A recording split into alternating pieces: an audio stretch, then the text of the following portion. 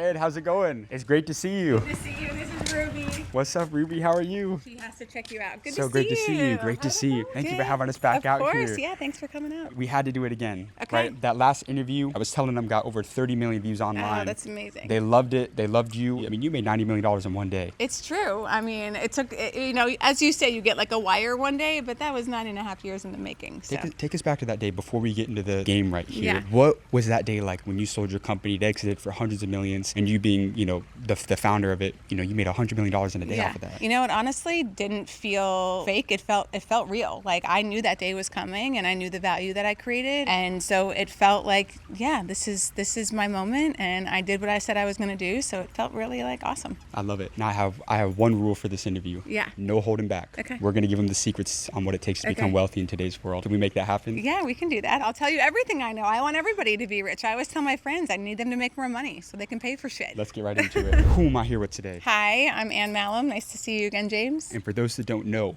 what was your business? My business was Solidcore. Talk to me about, you were a pioneer in the fitness boutique industry. Yeah. Where did that concept originate from? How did you ultimately come up with this idea? I feel like both Solidcore and Back on My Feet, the nonprofit I started, I felt like my ability as an entrepreneur to be successful was finding the things before people found them. I'm not like crazy book smart. Like I also need to be really passionate about something. So when I tried a Pilates class, I was like, oh my God, nobody knows about this. Nobody's built a big brand around this. Nobody's built community. Like that's what I know how to do. So I felt like that's a game I can win. And so getting in super early, there was pros and cons, right? The pros were I was in super early, and the cons were nobody knew like how to explain this thing. It wasn't really Pilates. It wasn't strength training. And so our tagline became, this is the hardest workout you never heard of. So that got people interest. They started coming in. You were so sore the next day. And so you had to go tell all your friends. And we never spent a dime on marketing for the first 4 years of Solidcore because people just had to tell everybody that they knew about the business.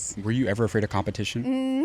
No, everybody should be afraid of me if I come in your space. But like, I like to win, right? So if I'm going to do something, when I started Solidcore, I never set out to do just one studio. Like the first day I opened, I'm like, I'm going to build an empire. And even when COVID hit, it was like, I'm here for it. Like, I don't mind this challenge. I don't know what this is, but this pandemic virus isn't going to take this from me. It was just figuring out what I needed to focus on during that time to come out on the other side. What was the one thing you did differently from 99% of other entrepreneurs? Well, I think I'll tell you two things. One, I created a North Star. So from the very beginning, I knew what my end game was. I was going to open 100 studios. So when opportunities were coming up along the way to franchise, someone wanted to buy my business when I had 10 studios, I was very clear on what I was going out to do. And so having that clear sight of path, I never got distracted. So that's one thing. Two, I wanted it bad enough. Like a lot of people want it, but they don't want it bad enough. And three, everybody always says, oh my God, Ann, you must have sacrificed so much. And I really didn't feel like I sacrificed anything. I loved building that company. I loved creating a company that was making people's lives happier and healthier. So I was getting this positive feedback loop on a consistent basis. So if you're going to go into business and be an entrepreneur, you have to find something that fills you up, that you feel authentically connected to, that you're going to want to work on it even through a 2-year pandemic. Do you think everybody's built for entrepreneurship? No, I don't. I'm sorry, and that may be controversial, but I don't. I think all of the great entrepreneurs who really make it, right? And you can start a business and maybe, have that for a few years, but I mean the real entrepreneurs, I think that they have something to prove. I think they want to win worse than anybody else out there. And I think they have found something that they feel is their footprint on the world. Like building Solidcore and even building Back on My Feet, the nonprofit, I felt like I was enhancing people's lives, and that was really motivating for me. Like if I was making desks or furniture or something like that, I just wouldn't have been a great entrepreneur. Like it wasn't about the money for me. It was always about the impact, knowing if I did a really good job and created value for people, the payday would be there. Was there somebody close to you that ever doubted you when you were coming up? I mean, so many people, of course. And I think people doubt you because they love you and they want to protect you. They don't want to see you fail. They want you to take a secure path. Like when I started my nonprofit, right, this wasn't to make money at all, but I had a negative net worth, and I had to negotiate with my landlord. I got my landlord to give me 2 months free rent because I wanted to start this nonprofit to help the homeless. My dad was concerned for my safety. Everybody was just like, this is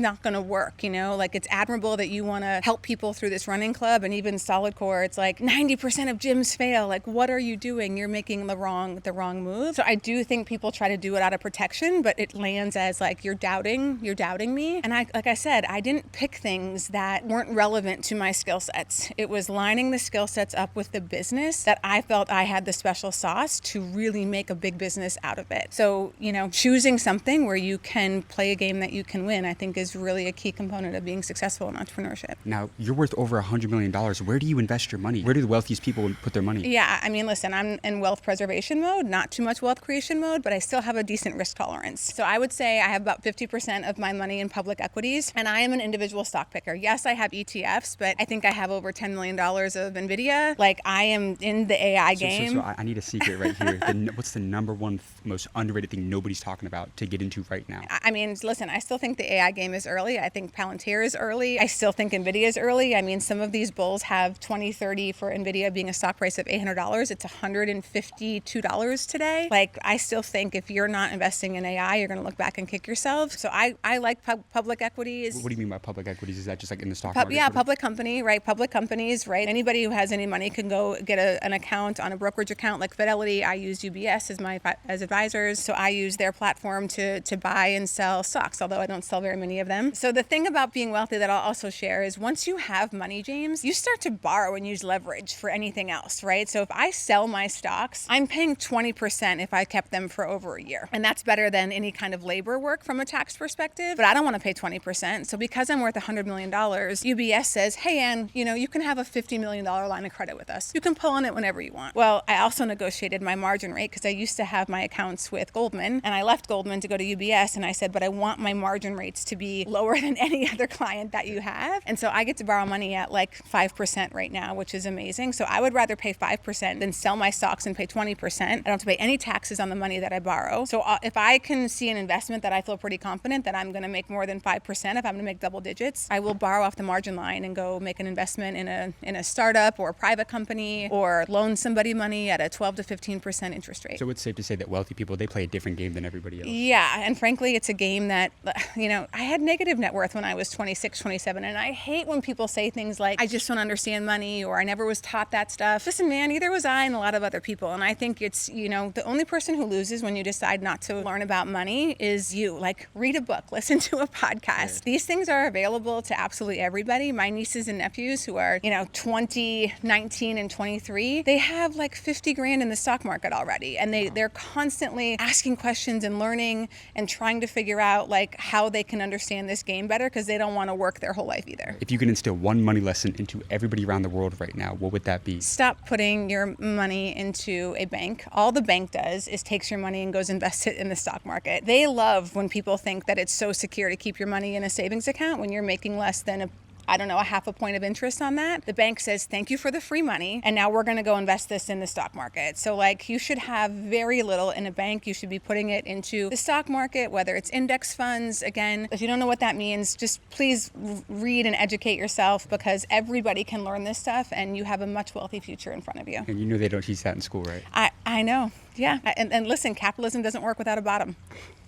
Wow, that's a real game right there. Yeah. Do you want to be in the bottom? I don't want to be in the bottom. No, I don't. Yeah. I don't. So give me another lesson that the wealthy people do differently from everybody else. Like what separates rich from wealthy? I mean, listen, I feel like at this point, like last week, for example, was a crazy week in the market. Since April 7th, when my account was at my low, I don't mind sharing like what my account was. My account was like at $49 million April 7th. My account is now back up to $64 million in public equities alone. And that's because the market is going to work its way back up. And so sometimes I look at my account and I'll be like, I just made like $1.2 million today, and I played volleyball most of the day. Like when your money makes money for you, like it wants to compound, it wants to procreate. And even like the best text when I get from my nephew of like, I made $2,400 in the market today. Like that takes them 2 weeks to make that if they're lucky at their age. So it's realizing that you have to stack your assets and you need to just let them continue to compound. And I feel like I'm cheating. One of my values is generosity. Like when I have a great month, like I'm giving away money, I'm making donations, I'm taking my friends places. And I think most importantly, I'm also just trying to educate as many of my friends as possible that like, I shouldn't have to pay for everything. You should learn this game also. And it doesn't matter if you're starting with $10,000, $1,000, you got to start somewhere. And that's whether, losing weight, getting in shape, like everybody has to have a day one. Are you a good negotiator? Yes, I'm a very good negotiator. Give me your best negotiation advice as a $100 million entrepreneur. One, you have to read the book, How to Win Friends and Influence People. I mentioned that on the last one, right? But you have to make people like you. And you make people like you for a few reasons. One, you say your name over and over again. I'm going to give you great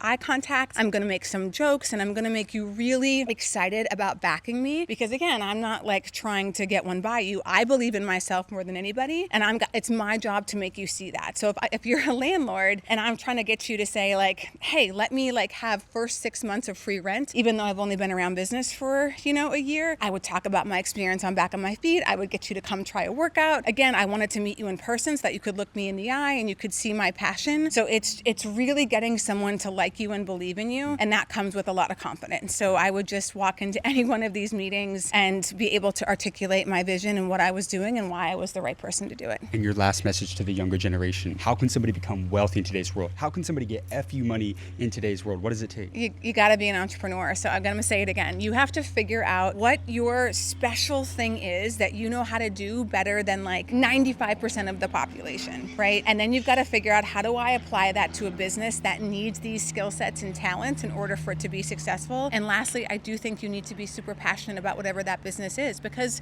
there are days that get long and boring, but like if you're excited about what you're building, you're not going to want to quit, and you have to enjoy the process. It's not just about, like I said, James, that day when I got that wire, that was exciting, but what made it all worth it is I felt like I made my money with pride and with integrity, and I loved like the whole journey. It was really rewarding. You got amazing advice.